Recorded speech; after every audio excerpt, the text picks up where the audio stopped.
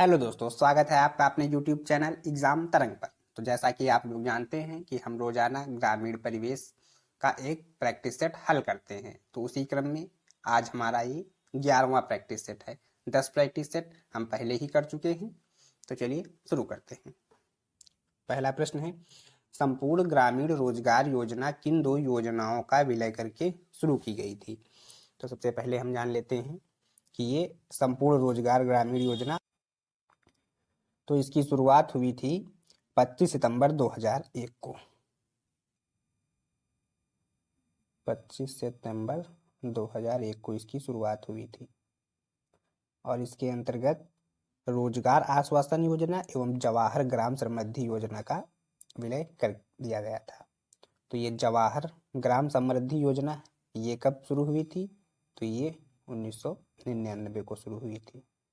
और इसमें चलते हैं काम के बदले अनाज योजना, जो एक्स्ट्रा पॉइंट है, आप लोग इसको देख लीजिए। ये जो काम के बदले अनाज योजना एक योजना थी, ये चलाई गई थी 1977 में और उसके बाद 2004 में इसे आंध्र प्रदेश के रंगारेड्डी जिले से मनमोहन सरकार द्वारा चलाया जाता है।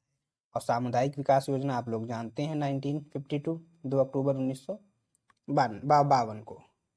और ये पीएम रोजगार योजना ये शुरू हुई थी 1993 को। तो चलिए नेक्स्ट प्रश्न चलते हैं। इसका उत्तर सही होगा रोजगार आश्वासन योजना और जवाहर ग्राम समृद्धि योजना का विलय करके संपूर्ण ग्रामीण रोजगार योजना चलाई गई थी। प्रश्न नंबर 2, उत्तरी भारत के बंदोबस्त का पिता किसे कहा जाता है? तो इसका उत्तर होगा मार्टिन वुड। इसमें आप लोग दो देखते होंगे, एक होता होगा ये जो महालवाड़ी व्यवस्था में कि हार्ट मैकेंजी साहब आते हैं 1819 में और कई बार आप लोगों को मिलेगा 1833। तो 1833 में ये जो होता है, ये मार्टिन वुड ने उत्तरी भारत में वह व्यवस्था लागू की थी और 1819 हार्ट मैकेंजी ने इंट्रोड्यूस की थी। तो अगर प्रश्न आएगा तो उसमें दो में से एक रहेगा, या फिर 1819 अगर पूछ रहा है तो वो हार्ट मैकेंजी के परिप्रेक्ष्य में पूछ रहा है, 1833 आ रहा तो वो उत्तरी भारत में मार्टिन वुड के संबंधित पूछ रहा है। चलिए अगले प्रश्न पर चलते हैं। भारत में पहली बार जरीब का प्रयोग किस मुगल शासक के काल में हुआ था? तो इसका आसान सा उत्तर है ये अकबर। चलते हैं अगले प्रश्न पर। अशोक रुद्र एवं एल.एस. माने की ओपन कंस्टिट्यूंसी मॉडल पर आधारित पंचवर्षीय योजना कौन सी थी? तो ये थी चौथी पंचवर्षीय योजना। इसका समय बताइए आप कब से कब था? तो ये था 1969 से 74 के बीच। तो तीसरी आप लोग बताइए, कमेंट करिए कि तीसरी जो थी ये किसके मॉडल पर आधारित थी। चलते हैं पांचवे पे। व्यापारियों एवं जमींदारियों से जनजातीय हितों के संरक्षण के लिए कौन सी संस्था बनाई गई थी जिससे उनके हितों का संरक्षण हो सके और उनके उत्पादों को प्रोत्साहित किया जा सके? तो ये संस्था थी TRIFED.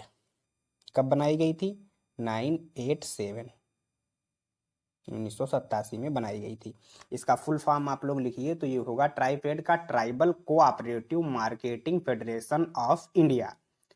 Tribal cooperative marketing federation of India. इसका मेन उद्देश्य था कि ये जो जनजातीय लोग हैं या इनके द्वारा बनाए गए उत्पादों को बाजार में प्रोत्साहित किया जा सके, उनको भी इसी तरह मेन स्ट्रीम में लाया जाए, व्यापारियों और जमींदारों के चुंगल से उनको बचे, उनको सीधे उनके उत्पाद के लिए बाजार उपलब्ध करवाया जा सके, जिससे कि उनका ज़्यादा से ज़्यादा मुनाफा हो और व्यापारी और जमींदारों के चुंगल से वो बच सके।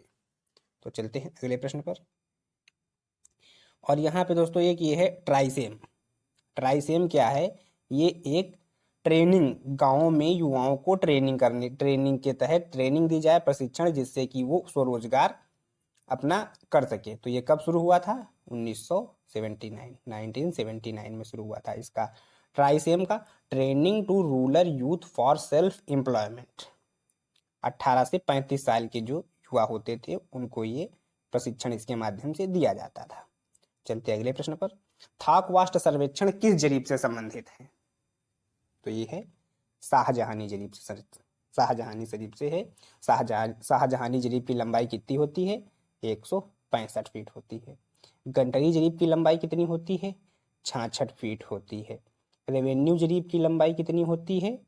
ये होती है 33 फीट होती है। और इंजीनियर जरीब की लंबाई होती है 100 फीट होती है। ये इम्पॉर्टेंट बहुत रहेगा कई बार पूछे जा चुके हैं कि कौन सी जरीब कितनी लंबाई की होती है। 7वें प्रश्न पर चलते हैं।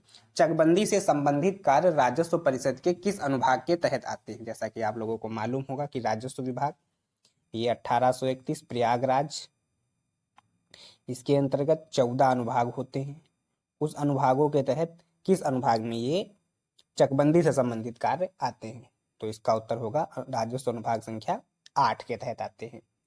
अब अगर देखा जाए तो राजस्व अनुभाग 7 में क्या आता है? तो ये वसूली से संबंधित है, वसूली से संबंधित है। और इसी में अगर देखा जाए ये 11 और 10 दोनों को देखते हैं तो ये आपका 11 जो होता है ये प्राकृतिक आपदाओं की मॉनिटरिंग के लिए होता है। प्राकृतिक आपदाएं होती हैं या मानव जनित कोई भी आपदा अगर किसी प्रकार की है उसकी ये मॉनिटरिंग करती है, मॉनिटरिंग करती है। और अगर ये राजस्थान देखो दोस्तों यहाँ लिखा है ये राजस्व विभाग, राजस्व विभाग की 10वीं अगर देखा जाए तो ये आपदा कार्यों में जो आपदा होती है उनमें राहत कार्य करती है, राहत प्रदान करती है। चलिए नेक्स्ट प्रश्न चर्चा है। गन्ने के बीज शोधन हेतु किस दवा का प्रयोग किया जाता है? ये है एल्गोल। 9 प्रश्न। मत्स्य उत्पादन में भारत का कौन सा स्थान है? तो इसका होगा दूसरा स्थान है। पहला स्थान कौन सा है, किसका है? पहले स्थान पर दोस्तों आता है चीन। और अगर आप यहीं पे प्रश्न हो जाए कि झींगा मछली के उत्पादन में पहला, झींगा मछली में तो भारत प्रथम पे आता है।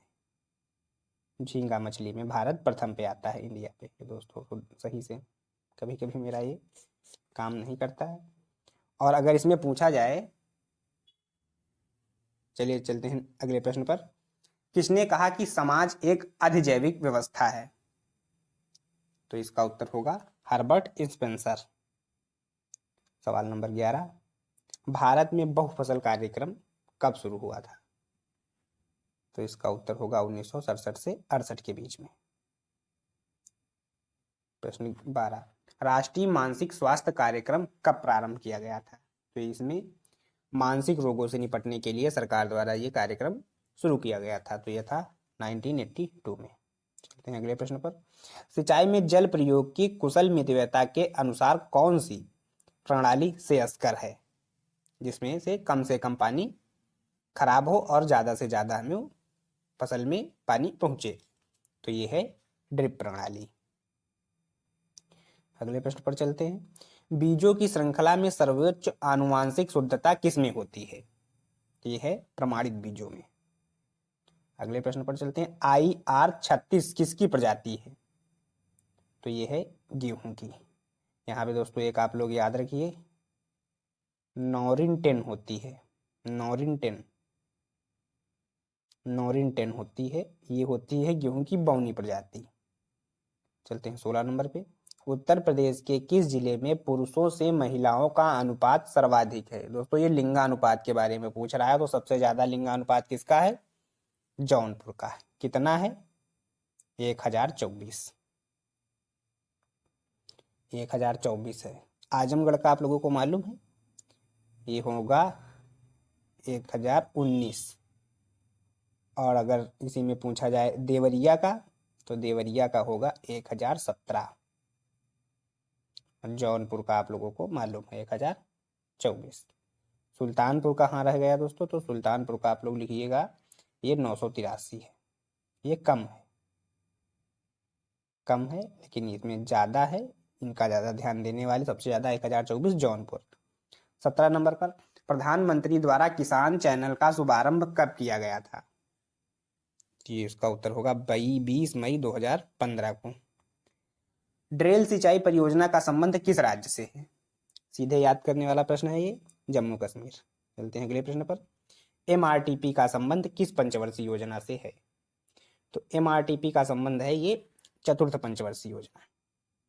इसमें क्या था कि आर्थिक शक्तियों को, मतलब जो आर्थिक शक्तियां हैं उनके संकेंद्रण को रोकना था, कि जो पैसा है, जो आर्थिक क्रियाएं समाज से हैं, उनका वो एक हाथों में जाने से बचे। इसका था कि भारत में प्रतिबंधित एवं समुचित व्यापार पर, अनुचित व्यापार पर जो हो रहा है उस पर रोक लगाना था। इंदिरा गांधी के समय 1969 में। बैंकों का राष्ट्रीयकरण हुआ था, उसी समय ये देखना था, जिससे गरीबों का ज़्यादा से ज़्यादा कल्याण हो, समाज का निचला तबका ऊपर उठे, व्यापारिक कार्यों में संलग्न। चलते हैं अगले प्रश्न पर। राष्ट्रीय प्रौढ़ शिक्षा कार्यक्रम किस वर्ष प्रारंभ हुई? तो ये थी 1978 को। क्वेश्चन नंबर 21, भारत में प्रथम स्वचालित एक्सचेंज की स्थापना कहां पर हुई थी? तो इसका उत्तर होगा शिमला में। 22 नंबर, ग्रामीण समाज का घोतक है, क्या है? सरलता दोस्तों।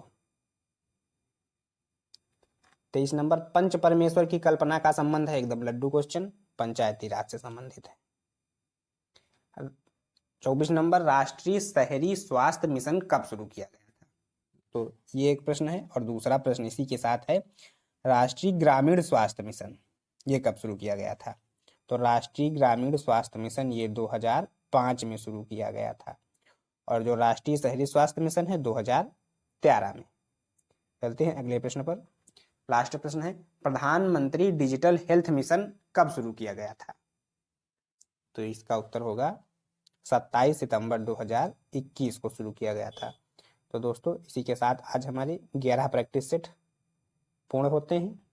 कल फिर हम एक प्रैक्टिस सेट के साथ आएंगे। तो आप लोग चैनल को सब्सक्राइब, वीडियो को लाइक और शेयर अवश्य करें। धन्यवाद।